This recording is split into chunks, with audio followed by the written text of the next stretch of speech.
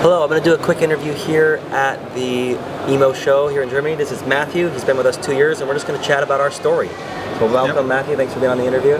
Hello, my name is Matthew. I do a CNC machine tool repair, install, and training. Work for Aaron Morrill. Very fortunate to be part of his team. Yeah, we're here at the EMO show in Hanover, Germany. Most of you know. Saw a lot of innovation in mostly controls.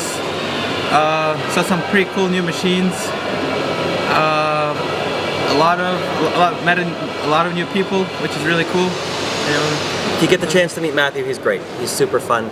There's a cool story behind Matthew and I and how we met. I think actually Matthew found me. My memory, and it's not that great, is I was at the IMTS show and I did a cool little story on my phone. I found back then it was Doosan, a really cool letter that somebody had wrote from Doosan to a customer, and I opened it up. It was in a really fancy envelope, and I was like, wow, this is kind of cool. It was late in the show. I think everything was kind of closing, and I put a picture of it on my story, and all I remember is that I thought it was a kid, messaged me and was like, could you bring that home and give it to me? I live like an hour and a half from you. And I was like, oh sure, and I'll bring you a t-shirt. Well, that blew right over my head. So then let's hear your side of the story. Yeah, so then I just followed Aaron on Instagram. It was super fun. I got to learn a lot of things about machine tool repair and stuff, and I was like, that'd be fun to do it. And then probably a year after that, I see that they're hiring for a part-time shipping position, and I thought to myself, if I could only get to meet him and things, and do maybe shipping, maybe he'll see that I'm interested in CNC repair, maybe he'll hire me, or we can do some cool things together. And then we chatted back and forth. Now I was living like an hour away at that point, so it didn't go anywhere because they only were looking for like 4 or 5 hours a week. And then I started working in another machine shop, and then I went to school, and randomly I also saw that he's hiring for a CNC machine tool repair position. So I applied, went back and forth with him, interviewed over the phone, in person, and then I'm here at EMO with him. Which is really fun. I'm fortunate to have this opportunity. Super fun. I feel like there's a few things maybe we forget. Matthew was working at a machine shop, and I remember it was a rough job. The customer had completely disassembled their SL turret, all the way down to the ball bearings, all the plates behind it, all the gears out of it, and I went there to go and work on it, and I think Matthew worked there. Had you already seen me before? I don't remember meeting you though. No, he was in coveralls, wearing coveralls, and he had the "You don't need a bigger hammer" CNC repairman logo on the back of his coveralls, and I was like, oh, that's cool. He's a cool guy. Just showed up fixing this machine. I didn't even know about CNC technicians at that point that much. So then after a certain period of time, I see him getting recommended on Instagram to me. So that was pre-Instagram?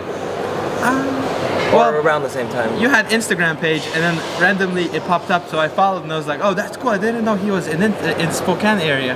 And then, yeah. I remember, I think we got a call from him. I think he called somebody in the office, and a resume came in, and I looked at it, and I was like, oh, no experience. Now, I do hire people with no experience, but generally we want some machine tool experience. I don't know if you had any machine tool experience at that time. Well, I had some machining experience. I ran like pods, pedals, a couple other things, programmed a little bit, but not too much. There's definitely like a eagerness that you're going to see just talking to him, listening to him. And what ended up happening is I think I talked to Matthew and was like, hey, he called, and I was like, I'm going to be at a machine shop next week where he actually works. So in a 5-axis alignment on a big router. Yep. And he's like, okay, I'll come in. And definitely after that, after meeting him, I realized, okay, this is the guy. I think I called him like 2 days later and gave him an offer. Oh yeah, at most 2 days. I think it was the next day or 2 days later. Great work ethic. Matthew's a great guy. I hope you get the chance to meet him and see more of his Instagram. He's got his own Instagram. Was it Matthew's CNC? Matthew's CNC Repair. Yeah, give him a follow. So that's sort of the story. He's been here 2 years. I'm so interested in teaching people how to do CNC repair. I'm looking actually for another CNC repair technician. So if you have some experience or no experience, yeah, shoot me a message, shoot us an email. It's an interesting world we live in. The past couple of people I've hired were from Instagram. That's not always the case, but I'm looking, if you're a semi-retired guy and you want a chill CNC repair job, we're pretty chill in Spokane, Washington. We work on a lot of old equipment and some new equipment, everything in between. So quick plug for us, we're looking for another guy. And Matthew's fun. You'll get to work with Matthew and I and my dad. We're just a small CNC repair team in Spokane, Washington. And let's talk more about the EMO show. If you've been watching along this week in Instagram, I've been trying to do a lot of posting. I've been really interested in meeting different vendors. Matthew, what's something that you've enjoyed or learned because coming to the show is so worth it. I don't think people put Oh yeah, for enough sure, weight totally. in that. Yep, a lot of things, a lot of new things, because there's a bunch of companies that are not on the U.S. market that are here, that are popular here. Got to talk with Siemens, see where the controllers are heading in the U.S. Seems like Siemens is becoming way more popular. A lot of more entry-level machines or high-end machines are showing up with Siemens. People really like the control in Europe. It's really powerful, easy to use. So learn about where they are going in the U.S. Saw some really cool machines, educational machines. Seems like quite a bit of emphasis here on education, for not just for CNC repair people, but also for machinists and programmers.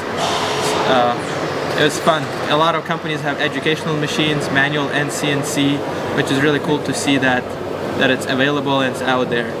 I think the European division and probably world division does a better job of training people, providing apprenticeship programs. I've met a lot of guys from Germany and other people who are in school who are here visiting the show, and they're semi-apprentice or learning how to do something. A lot of the bigger companies have that, which I think is super important, and we ought to have more of that in the U.S. Definitely. Maybe less higher education and more just hands-on, and maybe it leads to that. But for being a CNC repair technician, electrical, tell me about some of your skills and what your favorite jobs are that you like to work on.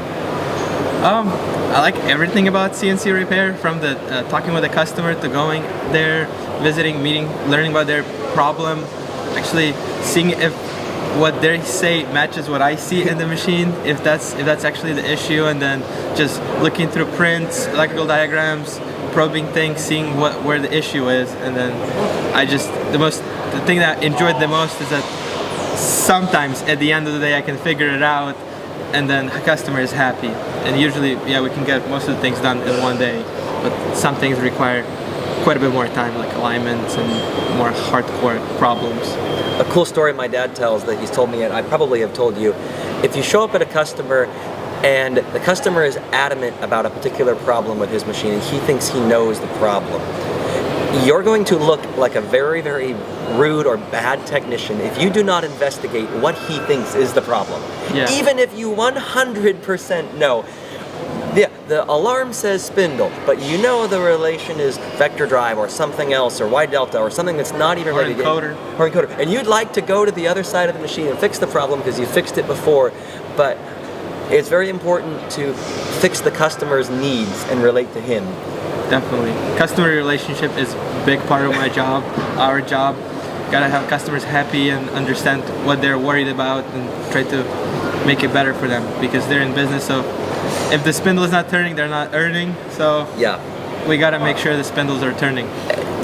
Giving them what they're requesting, and that might be spending an hour, which is crazy, doing what they want us to do, and then usually they'll go away or become satisfied in our knowledge and then let us fix the machine. Not always, but in many cases that there's kind of multiple classes of customers. I don't know have names for all of them, but there are some people who could do what we do. Most definitely. I pay people to change the tires in my car. And they just recognize that their time is better spent in the office, quoting, developing the business, and they're just very happy to just, I have a problem, I don't have time to fix it, you could fix it, I trust you, show up and fix the problem. There are other types of customers which I love as well, and they can't afford us, and so they're much more, hey, can you help me fix the problem over the phone? Absolutely. That customer, when he finally reaches the point where he's pulling his hair out and can't fix the machine, will eventually call us. We're here to help. That's what's fun in this industry. There's no lack of work. Definitely. If you're thinking about becoming a CNC repairman or CNC technician, definitely do it. You will never be not busy, and you'll get to meet a lot of cool people and then travel. That's what you're into. What's a good, I mean, we're talking to someone who probably isn't a CNC repair technician or maybe works for a CNC repair company. Your situation is different because you started right away with an independent company. Yeah.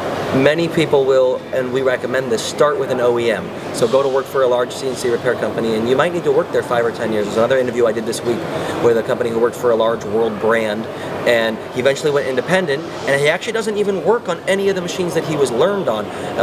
But he took all of his skills now and uses them on other machines, and then the other brand that he's working for actually pays him to go to training. Yep. We've gotten basically free training at Siemens. We've gotten some other control builders. So if you're the outspoken, friendly, confident person, you can most definitely make a go at this career. Definitely. By attending shows, by making networking, just kind of put yourself out there. Something I just learned at this show that Matthew's been doing, I learned from him. If you go up to a booth and you just ask them, how's your service in the US, because we're at a world show. And if they say great, you're good. If they say horrible, you can go, oh, well, I'm a service guy, here's my card. Very nonchalant, you're not looking for business, but you're here to help. And when they're in a serious bind with a customer somewhere, they're going to remember, oh, there was a service guy in the US. Definitely. He obviously cares enough to fly somewhere, to walk around and hand out his card. He's probably valid. Yeah. We're not a fly-by-night place who fixes random stuff. We're here at these shows investing in our own knowledge so that we can be Definitely. supportive and fix anything. Yeah. If you put yourselves out there, there is a lot of people that will be eager to help you. If you just don't talk to anyone, not trying to make any connections, you probably won't go anywhere. But in this industry, if you just talk to people, become friendly, do good work, show up when you say you show up, then you will have work and you'll have good relationships that will last lifetime, I think. Very good. Thanks so much for the interview, Matthew. This was Yep. fun. We'll do another one probably at IMTS. And if you have any questions for Matthew, check him out on Instagram. Yep, thank you. Thank you, Aaron. It's good.